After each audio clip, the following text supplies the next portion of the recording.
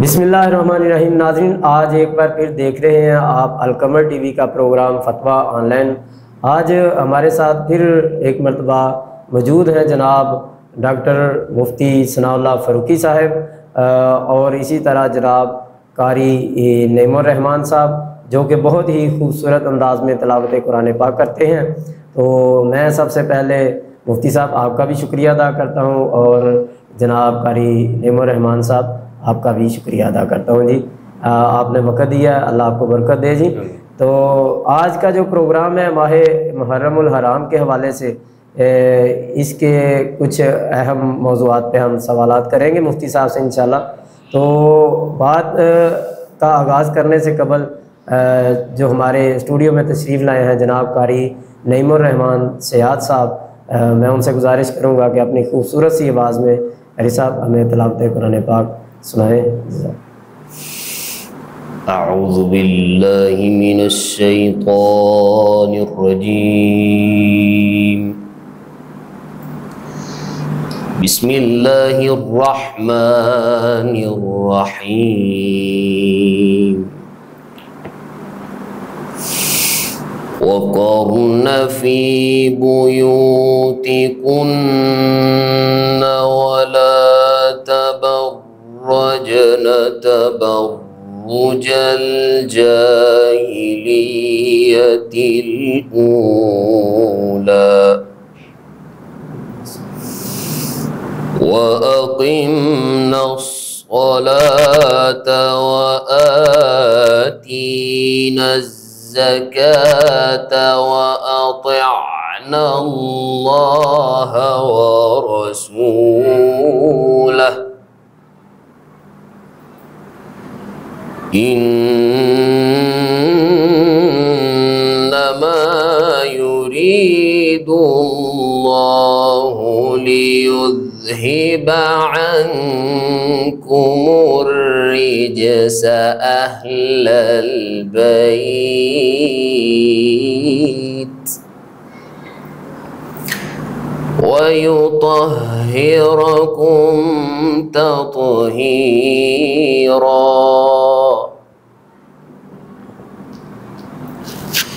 बिस्मिल्लाहिर्रहमानिर्रहीम। बिस्मिल्लाहिर्रहमानिर्रहीम। वज़्कुरन मा युतला फ़ी बुयूतिकुन्न मिन आयातिल्लाहि वल हिक्मह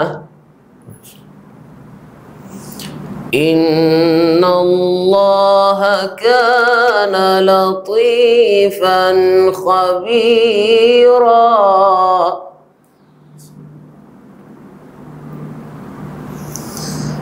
वक़र्न फ़ी बुयूतिकुन्न वला तबर्रजन तबर्रुजल जाहिलिय्यतिल ऊला वअक़िम्नस्सलात वआतीनज़्ज़कात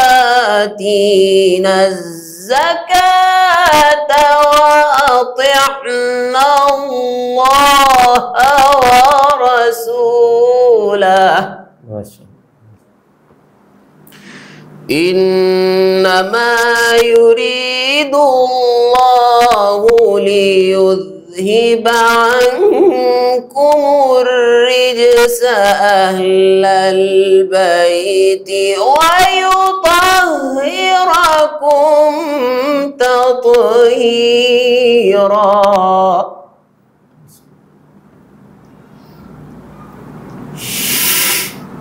वक़र्न फ़ी बुयूतिकुन्न वला तबर्रजन तबर्रुजल जाहिलिय्यतिल ऊला वअक़िम्नस्सलात वआतीनज़्ज़कात वअतिअनाल्लाह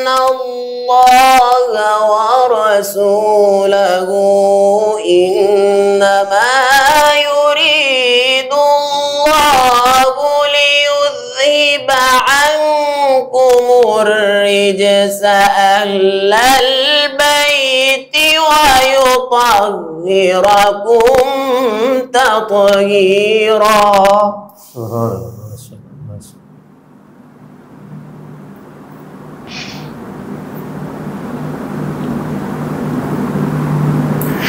واذكرن ما يتلى في بيوتكن من آيات الله والحكمة إن الله كان لطيفا خبيرا. ما شاء الله. وأقمنا الصلاة وآتينا الزكاة وأطعنا الله ورسوله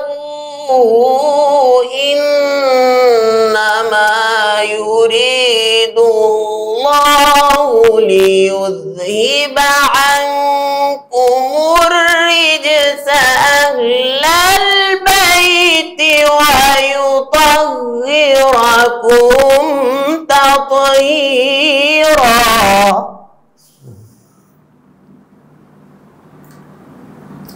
إنما يريد الله ليذهب عنكم الرجس أهل البيت ويطهركم تطهيرا.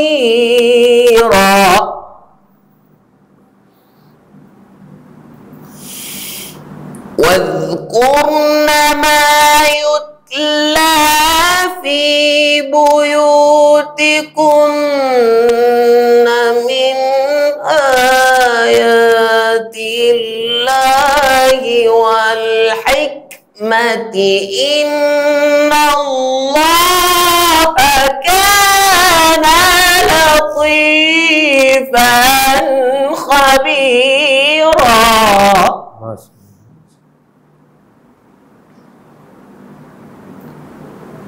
بسم الله الرحمن الرحيم إنا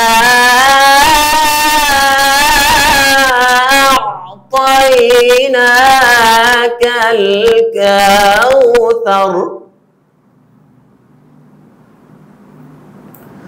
فصل لربك وانحر إن شانئك هو الأبتر.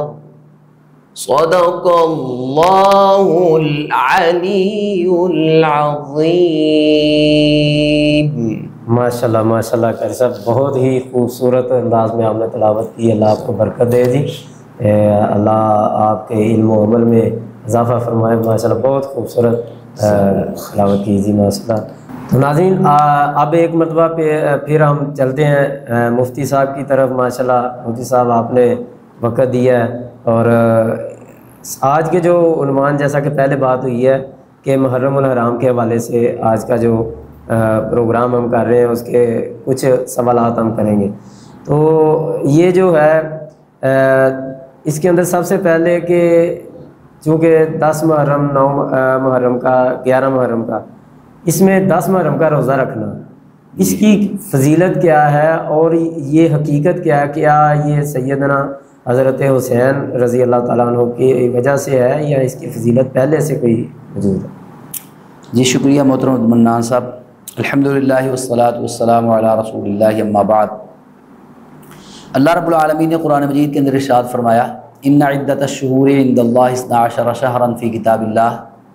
अल्लाह ताला की किताब के अंदर महीनों की गिनती 12 है। यौम खलक़स समावाति वल अर्ज़, और ये उस दिन से है जिस दिन से अल्लाह ताला ने आसमानों को और ज़मीन को पैदा किया है।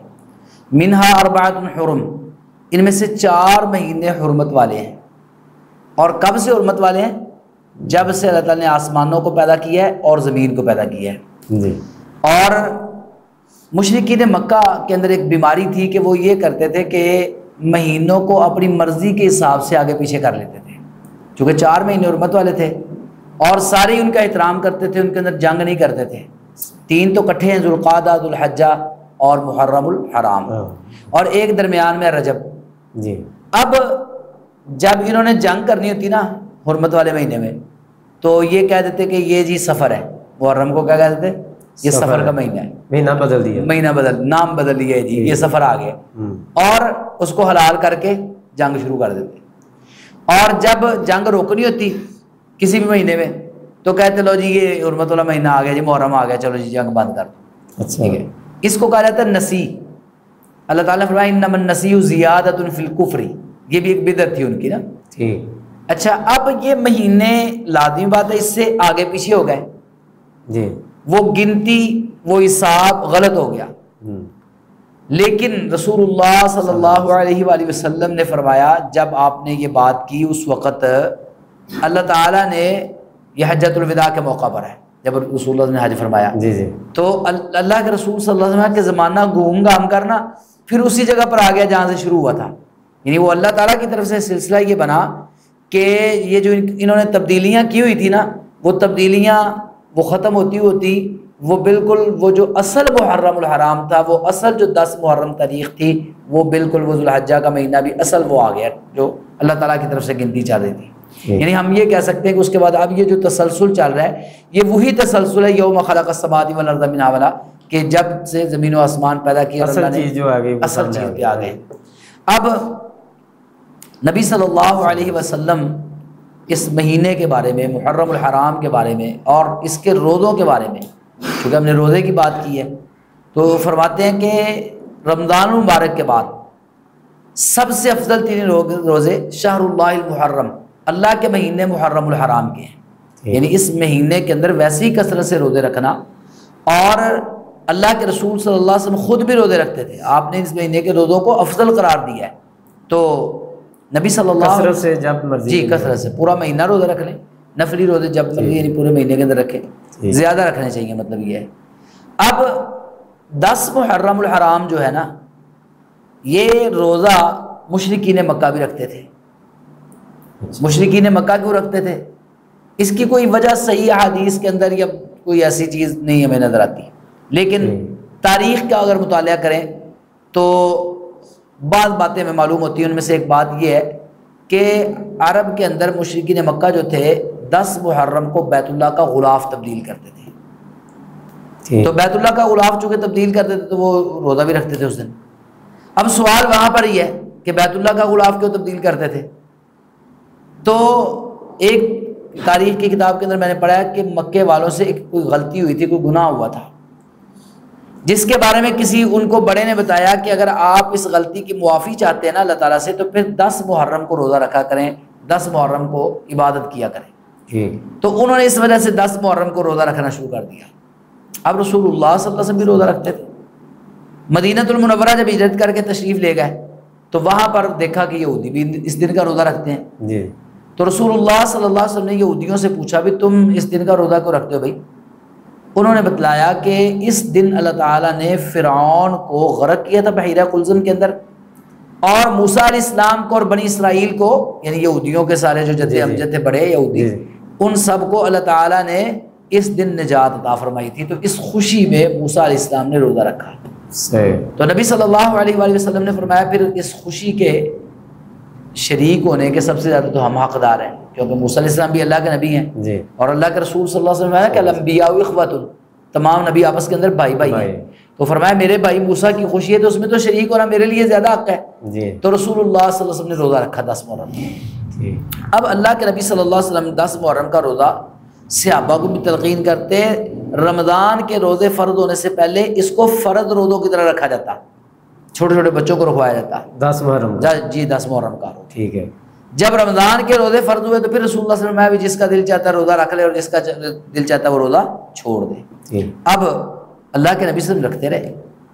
ابتدائی اسلام کے اندر رسول اللہ صلی اللہ علیہ وسلم کا میلان جھکاؤ یہ یہودیوں کی طرف تھا، کیونکہ آپ کے ذہن میں یہ خیال تھا کہ یہ اہل کتاب ہیں، تو چلیں کتاب کے اندر تحریف بھی کی ہوگی انہوں نے، تو کم از کم کچھ مسائل تو ٹھیک ہوں گے نا، حقیقی ہوں گے، کچھ چیزوں میں اللہ تعالیٰ نے بھی ہمیں اجازت دی ہے، مثلا اہل کتاب کی عورتوں سے آپ شادی کر سکتے ہیں، ان کا ذبیحہ کھا سکتے ہیں، ٹھیک ہے نا، تو اس لیے رسول اللہ صلی اللہ علیہ وسلم کا میلان ان کی طرف تھا، تو اس لیے آپ ان کی طرف چلتے تھے، تو انہوں نے روزہ رکھا، آپ نے بھی روزہ رکھا 10 محرم کا۔ لیکن جب مدینے کے اندر رہتے ہوئے 10 سالوں کے اندر رسول اللہ صلی اللہ علیہ وسلم نے یہودیوں کا طرز عمل دیکھا، ان کی بد کرداریاں دیکھی، ان کی بد اخلاقیاں دیکھی، مسلمانوں کے خلاف حسد، بغض، عداوت، نفرتیں، دشمنیاں دیکھی، تو پھر رسول اللہ صلی اللہ علیہ وسلم کو بڑا غصہ آتا، تو آپ نے ہر کام کے اندر کہا خالف الیہود والنصارى، خالف الیہود والنصارى، کپڑے بنانے ہیں تو خالف الیہود والنصارى، چہرہ سجانا ہے تو خالف الیہود والنصارى، بال بنانے ہیں تو خالف الیہود والنصارى، رہن سہن میں خالف الیہود والنصارى، ہر کام کے اندر یہودیوں عیسائیوں کی مخالفت کریں۔ اللہ کا کرنا ایسا ہوا جس سال آپ دنیا سے رخصت ہوئے ہیں، محرم کا مہینہ آیا، 10 محرم کو روزہ رکھا، تو صحابہ نے کہا جی آپ ہر کام میں ہمیں کہتے ہیں کہ مخالفت کریں، 10 محرم کو وہ بھی روزہ رکھ رہے ہیں، ہم بھی روزہ رکھ رہے ہیں، تو یہ مخالفت کیسے ہوگی؟ تو رسول اللہ صلی اللہ علیہ وسلم آیا کہ اگر میں اگلے سال زندہ رہا تو میں 9 محرم کا روزہ رکھوں گا۔ اب نبی صلی اللہ علیہ وسلم محرم کے بعد سفر اور ربیع الاول میں دنیا سے رخصت ہو، اگلا محرم آیا ہی نہیں۔ اگر اگلا محرم آ جاتا تو پتہ چل جاتا رسول اللہ صلی اللہ علیہ وسلم کے اپنی سنت سے، اپنے طرز عمل سے، کہ 9 محرم کا روزہ رکھنا ہے یا 10 محرم کا رکھنا ہے یا دونوں رکھنے ہیں، ٹھیک ہے نا، تو رسول اللہ صلی اللہ علیہ وسلم دنیا سے رخصت ہو۔ اب امت کے اندر اس بات میں اختلاف پیدا ہو گیا کہ کون سا روزہ رکھنا ہے۔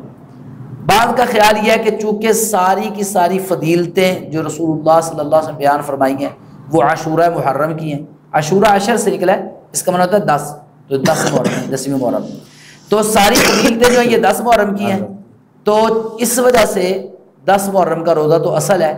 اب یہودیوں کی مخالفت کرنے کے لیے ہم 7 9 کا ملا لیں، اس کے اوپر کچھ آثار بھی موجود ہیں، جیسا کہ سیدنا عبداللہ ابن عباس رضی اللہ عنہ فرماتے ہیں جب محرم شروع ہو تو آپ گننا شروع کر دیں، جب 9 محرم ہو تو آپ روزے کی حالت میں، یہ سنت ہے۔ عبداللہ ابن عباس کے کیا الفاظ ہیں کہ یہ سنت ہے کہ جب 9 محرم ہو تو آپ روزے کی حالت۔ اب یہ حدیث اتنی ہے، یہ بھی موقوف حدیث ہے، ٹھیک ہے، موقوف اس حدیث کو کہتے ہیں جو صحابی کا قول ہو، یہ موقوف ہے، لیکن اس میں کہہ رہے ہیں سنت ہے۔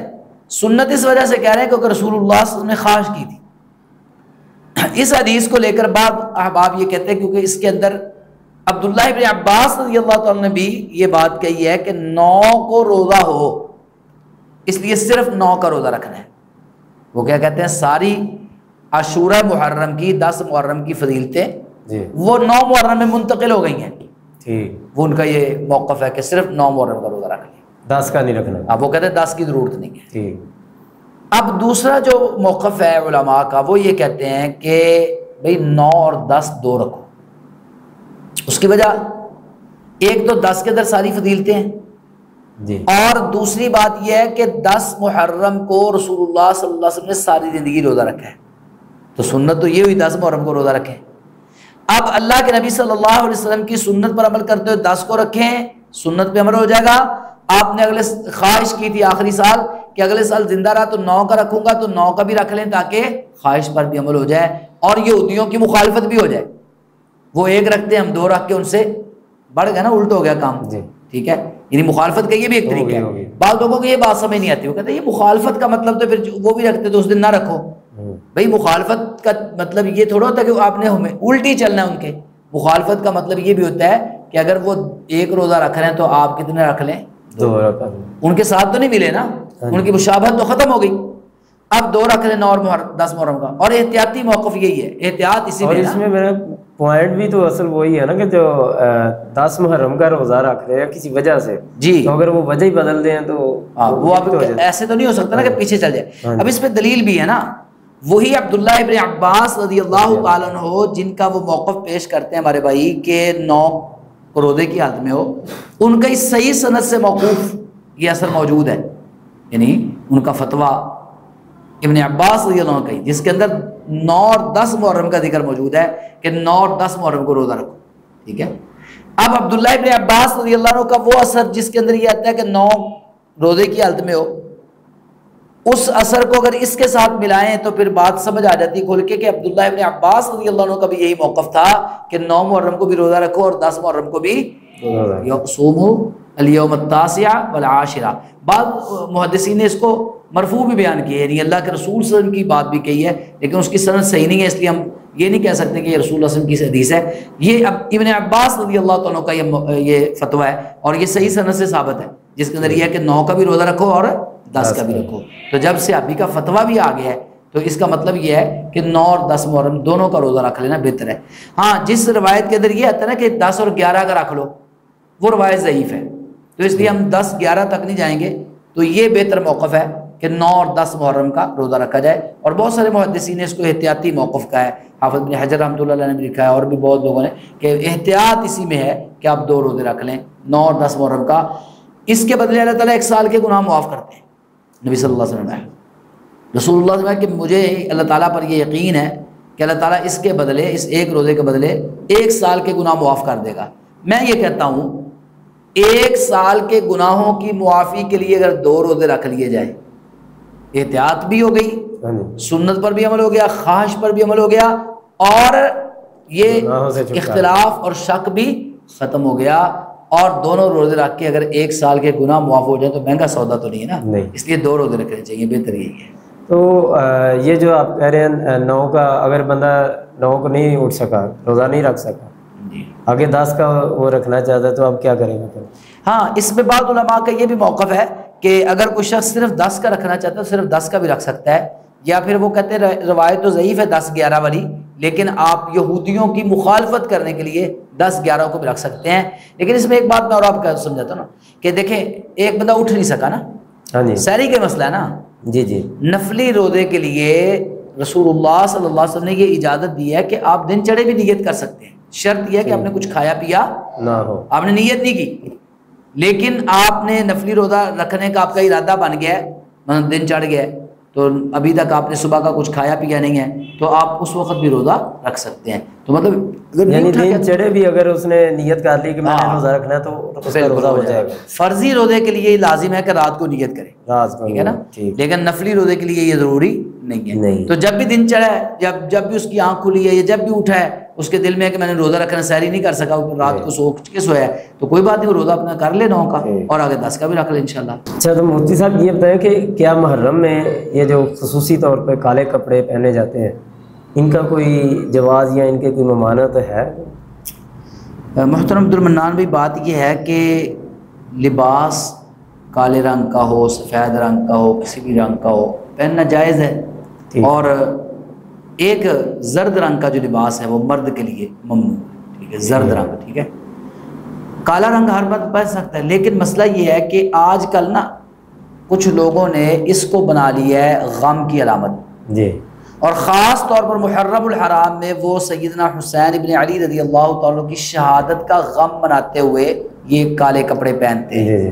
تو اب چونکہ ایک مخصوص فرقہ جو یہ ایک بدعت، اور پھر اس نے اس کو شعار بنا لیا ہے، اس کو بطور علامت استعمال کرنا شروع کر دیا ہے، غم کی علامت بنا لیا گیا ہے، تو میں یہ سمجھتا ہوں کہ پھر اس کو محرم الحرام میں پہننے سے اوائڈ کرنا چاہیے، بچنا چاہیے، تاکہ بدعتی لوگوں کی مشابہت بھی نہ ہو، اور پھر یہ غم کا شعار جو بنا لیا گیا نا، اس کی بھی اجازت نہیں ہے، ٹھیک ہے نا۔ غم کسی طریقے سے بھی ہو، آپ اپنے سینے پہ ہاتھ ماریں، یا آپ جو ہے نا روئیں، چیخیں پیٹیں، یا کپڑوں کو ایسا پہن کر اپنے غم کا اظہار کرنے کی کوشش کریں، شریعت میں اس کی اجازت نہیں ہے، ٹھیک ہے نا۔ تو غم کا ایسا اظہار جائز نہیں ہے، تو اس لیے محرم الحرام میں کوشش کر دیجیے کہ ایسے کپڑے نہ پہنے جائیں جس سے بدعتی لوگوں کے ساتھ جو ہے نا کوئی میل جول ثابت ہو یا ان کی مشابہت ثابت ہو، اس سے بچنا چاہیے۔ اچھا مفتی صاحب، ایک آپ کی یہ بات سے ایک بات ذہن میں آ گئی ہے کہ یہ غم کی علامت سوگ ہے، سوگ کتنا منانا چاہیے؟ تو اس حوالے سے محترم عبد المنان بھائی، بات یہ ہے کہ سوگ جو ہے نا، سوگ مرد کے لیے تو ہے ہی نہیں، ٹھیک ہے۔ یہ ایک آپ کے پروگرام کے توسط سے ایک بڑی بات کہنے لگا ہوں، آج اللہ کرے ہضم ہو جائے، لوگ اس کو مان لیں، مرد کے لیے 1 منٹ کا بھی سوگ نہیں ہے، ٹھیک ہے نا۔ یہ جو ہم کہتے ہیں نا 3 دن کا سوگ ہے، 3 دن کا سوگ والی حدیث اگر آپ پڑھیں نا تو پھر پتہ چلتا ہے. رسول اللہ صلی اللہ علیہ وسلم نے فرمایا لا یحل لامرأۃ مسلمۃ، لا یحل لامرأۃ مسلمۃ، یہ الفاظ ہے کسی مسلمان عورت کے لیے جائز نہیں ہے. کیا لفظ ہے؟ کسی مسلمان عورت کے لیے یہ حلال اور جائز نہیں ہے کہ وہ اپنے خامد کے علاوہ کسی بھی مرد کی یا کسی بھی یعنی اس کے رشتہ دار کی وفات پر 3 دن سے زیادہ سوگ کرے. ٹھیک ہے، یہ 3 دن جو سوگ کی اجازت ہے نا یہ صرف عورت کو ہے. مرد کا کس بات کا سوگ ہے جی؟ مرد تو قوام ہے، مرد تو جو ہے وہ ٹھیک ٹھاک ہے. اب مرد سوگ میں بیٹھ جائے گا تو پھر کیا جنازہ کون پڑھے گا؟ میت کو کفن کون دے گا؟ میت کو دفنائے گا کون؟ تو یہ بھی تو سارے کام کرنے ہیں کہ نہیں کرنے؟ تو مرد نہیں کرنے ہیں نا، تو اس لیے لازم ہے کہ مرد جو ہے نا یہ اس کے لیے کوئی سوگ نہیں ہے. اور پھر عورت کے لیے حلال ہے کتنے دن؟ 3 دن. خامد فوت ہو جائے تو 4 ماہ 10 دن جو عدت جس کو ہم کہتے ہیں. اچھا اب 3 دن عورت کے لیے جائز ہے کہ وہ سوگ کر سکتی ہے. اس کے بعد اس کے لیے بھی جائز، کسی بھی باپ فوت ہو جائے، بیٹا فوت ہو جائے، بھائی فوت ہو جائے، والدہ فوت ہو جائے، کوئی بھی عزیز رشتہ دار فوت ہو جائے تو خامد کے علاوہ جو بھی رشتہ دار فوت اس پہ 3 دن تک سوگ کر سکتی ہے. اب دیکھیں نا، اب عورت کو بھی اجازت ہے صرف 3 دن تک سوگ کرنے کی، اور یہ غم اور سوگ 1400 سال تک چلتا رہے. یہ کس بات کا سوگ ہے؟ تو شریعت اتنے لمبے سوگ کی اجازت نہیں دیتی. اور پھر دیکھیں نا یہ کیسا سوگ ہے کہ سارا سال ٹھیک ہے سب کچھ کرتے رہو، اور جب ایک وہ محرم کے 10 دن پہلے آ جائیں اس وقت تم سوگ کرنا شروع کر دو. اس وقت کہو جی خوشی نہیں منانی، اس وقت کہو جی شادی نہیں کرنی، اس وقت کہو جی یہ کام نہیں کرنا. بھائی دیکھیں نا اگر سوگ ہے تو پھر پورا سال ہی کرو. دیکھیں نا صرف 10 محرم کوئی سوگ یاد آتا ہے یا صرف محرم میں ہی آتا ہے؟ اب دیکھیں نا کوئی خاص تاریخ برسی منائی گئی، برسی کا سسٹم، تو یہ تو سنت سے ثابت نہیں ہے، یہ تو بدعت ہے. تو اس لیے ایسی بدعتوں سے بچنا ضروری ہے. ایک اور بات جو کوئی فوت ہو جائے اس کے بعد جاتے ہیں تعزیت کے لیے، ادھر جا کے دعا مانگنا، وہ کیسے؟ دیکھیں ایک بات یاد رکھیں، تعزیت کے لیے جانا اور ہے، سوگ منانا اور، ان دونوں باتوں میں فرق ہے. پہلی بات تو یاد رکھیں، تعزیت کے لیے ہم جاتے ہیں دل جوئی کے لیے. جی جی. اب ہمارے ہاں جو ایک کلچر بن گیا ہے کہ 3 دن تک پھوڑی بچھا کے بیٹھنا ہے. ہاں جی. یا اس کو کیا کہتے ہیں کہ وہ 3 دن تک وہاں پر بیٹھنا ہے باہر صفحے صفحے بچھا کے، یا 3 دن تک وہ سمجھتے ہیں آگ نہیں جلانی. ایسی کوئی بات نہیں ہے. ٹھیک ہے، 3 دن سے پہلے آپ آگ بھی جلا سکتے ہیں. اور دیکھیں پہلا جو کھانا ہوتا ہے نا جب بندہ فوت ہوتا ہے تو جنازہ وغیرہ ہوتا ہے، اس وقت گھر والے مصروف ہوتے ہیں، تو اس وقت محلے دار یا کوئی رشتہ دار کھانا بنا کے کھلا دے، کوئی حرج نہیں ہے، سنت سے ثابت ہے. جعفر رضی اللہ عنہ کی شہادت کی خبر آئی تو رسول اللہ صلی اللہ علیہ وآلہ وسلم نے کہ اصنعوا لآل جعفر طعاما، آل جعفر کے لیے کھانا بناؤ. لیکن آج کل یہ جو ہوتا ہے نا کہ وہ جی قرمہ چاری کہتے ہیں، قرم ہی کھانا دیں گے. ہاں جی. یہ ہندوؤں کا طریقہ ہے، یہ مسلمانوں کا نہیں ہے. کوئی بھی دے سکتا ہے. میرا پڑوسی فوت ہوا تو میں اس کا رشتہ دار نہیں ہوں، محلے دار ہوں، میں دے سکتا ہوں، آپ دے سکتے ہیں. ٹھیک ہے نا، کوئی بھی وہ کھانا بنا کے دے سکتا ہے. یہ جو 3 دن تک پھوڑی بچھا کے بیٹھا رہنا، اس کا بھی آپ کو قرآن و حدیث سے کوئی ثبوت نہیں ملے گا. ہاں تعزیت کا ثبوت ہے. تعزیت کیا ہے؟ آپ افسوس کے لیے کسی کے پاس جاتے ہیں تو آپ 3 دنوں کے اندر بھی جا سکتے ہیں، 3 دنوں کے بعد بھی جا سکتے ہیں. یہ جعفر رضی اللہ تعالیٰ عنہ کی میں بات کر رہا ہوں جس کے بارے میں. تو صحیح حدیث ہے رسول اللہ صلی اللہ علیہ وسلم 3 دنوں کے بعد، یہ شہادت کی خبر آنے کے 3 دن گزر جانے کے بعد ان کے گھر میں گئے تعزیت کے لیے، اور ان کے بچوں سے ملے اور ان کے بچوں کو جا کے ٹنڈے وغیرہ کروائیں. یہ صحیح حدیث ہے. تو اب رسول اللہ صلی اللہ علیہ وسلم کے عمل سے یہ ثابت ہو رہا ہے کہ آپ کو جب بھی موقع ملے، جس وقت بھی موقع ملے، آپ جائیں، جا کے ان کے ساتھ تعزیت کریں، افسوس کریں اور ان کو حوصلہ دیں، ان کو تسلی دیں. جو دنیا سے جا چکا ان کے لیے مغفرت کی دعا کریں. اب دعا کا جو سلسلہ ہے ہمارے ہاں، یہ جو پھوڑی پہ بیٹھ کے کرتے ہیں، حقہ پی رہے ہوتے ہیں، سگریٹ پی رہے ہوتے ہیں، گپے مار رہے ہوتے ہیں، میں نے خود دیکھا ہے. اور کوئی بندہ آتا ہے، وہ فاتحہ پڑھو جی، ہاں جی، ہاتھ چوک لو جی، یہ الفاظ بولے، دعا کر دیا جی. اب وہ سارے ہاتھ اٹھا لیتے ہیں، کوئی پتہ نہیں کیا ہو رہا ہے کیا نہیں ہو رہا، کون کیا پڑھ رہا ہے کون کیا نہیں پڑھ رہا، کوئی آداب کا خیال نہیں رکھا جا رہا. جی دعا کر دو جی، فاتحہ پڑھ دو. یہ جو طریقہ ہے نا یہ درست نہیں ہے، یہ غلط ہے. ہاں آپ میت کے لیے دعا کر سکتے ہیں. دعا اللہ کے رسول نے سکھائی ہے. وہ کیا ان للہ ما اخذ وَلَهُ مَا أَعْطَى وَكُلُّ شَيْءٍ عِندَهُ بِأَجَلٍ مُّسَمًّى فَلْتَصْبِرْ وَلْتَحْتَسِبْ، یہ دعا پڑھیں۔ آدم اللہ اجرک وَأَحْسَنَ عَزَاءَکَ وَغَفَرَ لِمَيِّتِکَ، یہ دعا پڑھیں۔ اب دیکھو نا مسنون دعائیں پڑھیں، کوئی انکار نہیں ہے، لیکن یہ جو بدعت آج کل بنا لی ہے ہاتھ اٹھا کے دعا کرنا، اور ایک بندہ کہتا ہے دعا کرو جی سارے ہاتھ اٹھا لیتے، یہ سنت سے ثابت نہیں ہے۔ اس سے آج کل دیکھنے میں آ رہا ہے کہ ہمارے اکثر علماء جو اس چیز کو ٹھیک نہیں سمجھتے، وہ بھی ایسے کہیں یعنی کہ ان کے قائدین جاتے ہیں، جا کے تعزیت کے لیے گئے ہیں، جا کے وہ ہاتھ اٹھا کے کر رہے ہیں۔ عبد المنان بھائی پتہ ہے بات کیا ہے؟ بات یہ ہے کہ ہم جس معاشرے کے اندر رہ رہے ہیں نا، ہم نے اس معاشرے کے ساتھ چلنا بھی ہے، یہ ہماری مجبوری ہے۔ ہم کسی کو پر نہ تو کفر کا فتویٰ لگا سکتے ہیں، اسلام ہمیں اس کی اجازت نہیں دیتا، ٹھیک ہے؟ تو اب جب اس معاشرے کے اندر ہم رہتے ہیں، اس معاشرے کا حصہ ہیں، لوگوں کے ساتھ اٹھتے بیٹھتے ہیں، لوگوں کے پاس جاتے آتے ہیں، تو ایسی حالت میں ہمیں جانا پڑتا ہے، ہمارے جو بزرگ علماء ہوتے ہیں ان کو بھی جانا پڑتا ہے، اور وہاں پر جا کر پھر وہ دعا بھی کرتے ہیں، ہاتھ بھی اٹھا لیتے ہیں۔ تو میں یہ سمجھتا ہوں کہ ایک ہے کہ یہ جو مخصوص طریقہ کار ہے جو پھوڑی والا، یہ الگ ہے۔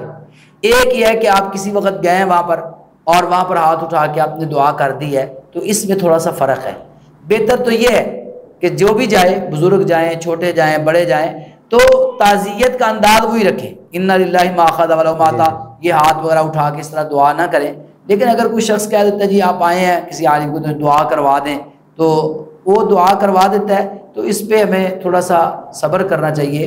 میں نے دیکھا کہ سوشل میڈیا پہ پوسٹیں لگنا شروع ہو جاتی ہیں، اس بندے کے خلاف جو ہے نا پتہ نہیں کیا کیا شروع کر دیا جاتا ہے، طوفان بدتمیزی کھڑا کر دی، یہ بھی درست نہیں طریقہ کار۔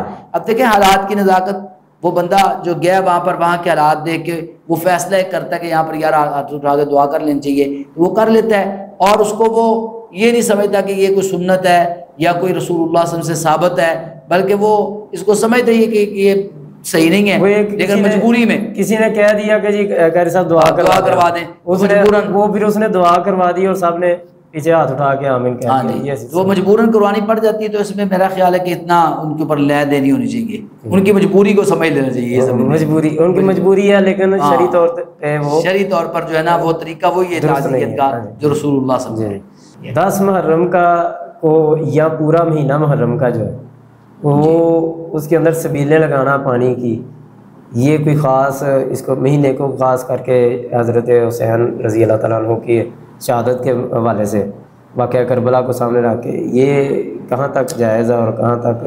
محترم عمران بھائی، آپ نے بہت بر موقع اور بر وقت یہ سوال کیا ہے، بڑا اچھا سوال ہے، کیونکہ آج کل یہ سلسلہ چل رہا ہے۔ بات یہ ہے کہ محرم الحرام کو یا 9 محرم یا 10 محرم کو باقاعدہ سبیلیں لگانا اور یہ سارا کچھ کرنا، پہلے جب ہم بات کر چکے ہیں کہ رسول اللہ صلی اللہ علیہ وسلم اس دن روزہ رکھتے تھے، صحابہ بھی روزہ رکھتے تھے، 9 کا بھی روزہ رکھے اور 10 کا بھی روزہ رکھے۔ اب یہ چیز اس کے الٹا کہ نہیں، روزہ رکھنا اور سبیلیں لگانا دو متضاد چیزیں ہیں، تو اس کا مطلب ہے کہ سنت سے ثابت نہیں ایسا۔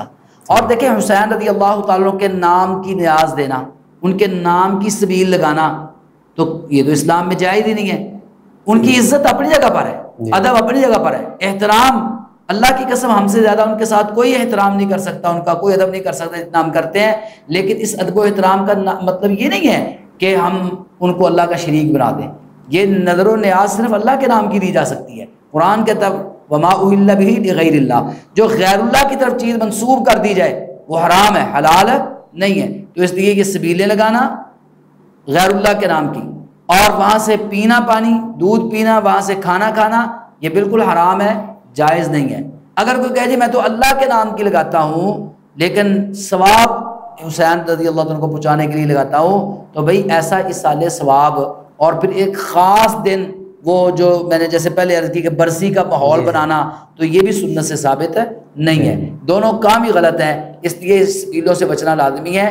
اور تیسری بات یہ ہے کہ دیکھیں غم ہو، اگر غم ہو تو بندہ روٹی چھوڑتا ہے کہ کھاتا ہے؟ چھوڑ دیتا ہے جی، لوگوں کی تو روٹیاں چھوٹ جاتی ہیں جی، غم ہے کھایا نہیں جاتا، یہاں پر کھلایا جا رہا ہے تو یہ غم منایا جا رہا ہے کہ ڈرامے بازی کی جا رہی ہے؟ یہ غم نہیں ہے، یہ تو کام خراب کیا جا رہا ہے نا۔ غم حسین ہے تو پھر روزہ رکھو، وہ پیاسے تھے نا، وہ بھوکے تھے، تو پھر روزہ رکھ کے بھوک اور پیاس برداشت کرو نا، ان کی سنت پہ عمل کرو، نہ کہ تم یہ سبیلیں لگاؤ۔ تو اس لیے یہ اس طرح کی سبیلیں بالکل جائز نہیں ہیں، اور روزہ رکھنا چاہیے 9-10 محرم کو۔ 9 محرم کو بالخصوص اور 10 محرم کو، زیادہ تر 9 محرم کو یہ قبروں پہ جا کے مٹی ڈالی جاتی ہے۔ ہاں یہ بڑا اہم سوال ہے، یہ اس اور سمجھا جاتا ہے کہ اس دن جو ہے نا یہ قبروں پہ جانا لازمی ہے، اور اس کی فضیلتیں بھی بیان کی جاتی ہیں۔ یہ بھی آج کے دور کی بدعت ہے۔ رسول اللہ صلی اللہ علیہ وآلہ وسلم سے ایسی کوئی بات ثابت نہیں ہے، صحابہ سے کوئی بات ثابت نہیں ہے۔ واقعہ کربلا کے بعد بھی محدثین سے، علماء سے، صحابہ سے یہ بات ثابت نہیں ہے کہ کسی نے 10 محرم کو جا کے اس طرح یا 9 محرم کو جا کے قبروں پہ مٹی ڈالی ہو، ان کو لپا پوتی کی ہو، یا ان کے اوپر جا کے کوئی اگربتیاں جلائی ہوں یا پھول ڈالے ہوں۔ یہ آج کے دور کی بدعت، اور افسوس کی بات یہ ہے کہ 9 محرم کو اور 10 محرم کو قبرستان کے اندر ایسا ماحول ہوتا ہے جیسے لوگ پکنک منانے آئے ہوئے ہیں۔ وہاں پر تو باقاعدہ جناب وہ لڑکیاں لڑکے پہنچے ہوتے ہیں، اور وہاں پر جناب وہ ایسے ہنس کھیل رہے ہوتے ہیں، اور پھر مٹی بھی لگائی جا رہی ہوتی ہے، ساتھ گپیں بھی لگ رہی ہوتی ہیں، کھانے باقاعدہ پکا کے جس طرح پارکوں میں جاتے ہیں نا، اس طرح باقاعدہ قبرستان میں لے جائے جاتے ہیں۔ اور یہ سارا رسول اللہ صلی اللہ علیہ وسلم فرماتے ہیں فَإِنَّهَا تُذَكِّرُ الْآخِرَةَ، قبر دیکھ کے تمہیں آخرت یاد آنی چاہیے۔ تو یہاں پر تو یہ سارا ماحول دیکھ کے آخرت کیا یاد آنی ہے، الٹی معاملہ ہو جاتا ہے۔ تو اس لیے بالکل ایسا کام کرنا سنت سے ثابت نہیں ہے، یہ بدعت ہے آج کے دور کی۔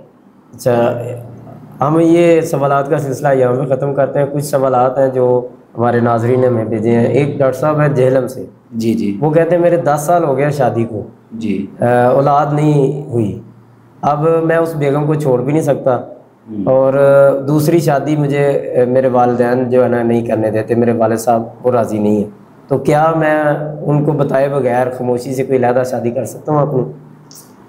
محترم عبد المنان بھائی، مسئلہ یہ ہے کہ ایک بات تو شادی کے حوالے سے یاد رکھنا ضروری ہے کہ رسول اللہ صلی اللہ علیہ وسلم نے فرمایا کہ اعلنوا بالنکاح، نکاح کا اعلان کرو، ٹھیک ہے جی۔ اور دوسری بات یہ فرمائی ہے کہ زنا اور نکاح کے اندر فرق کی اعلان کا ہے، مطلب ہے کہ شادی خفیہ طور پر انسان نہیں کر سکتا، گواہ موجود ہونے چاہیے اور لوگوں کو پتہ ہونا چاہیے، کم از کم اتنے لوگوں کو تو پتہ ہونا چاہیے نا کہ تاکہ وہ زنا کے زمرے میں نہ آئے، نکاح کے معاملے میں آئے، تو اس لیے ضروری ہے کہ وہ بتائے۔ اچھا، اب مسئلہ یہ ہے کہ والدین نہیں مان رہے، اور اولاد بھی انسان کی ایک ضرورت ہے اور خواہش ہوتی ہے ہر بندے کی، تو اس کو چاہیے کہ اپنے والدین کو منانے کی کوشش کرے، بھرپور منائے، لیکن جس طرح عورت کے لیے ولی شرط ہے اس طرح مرد کے لیے ولی کا ہونا نکاح میں شرط نہیں ہے۔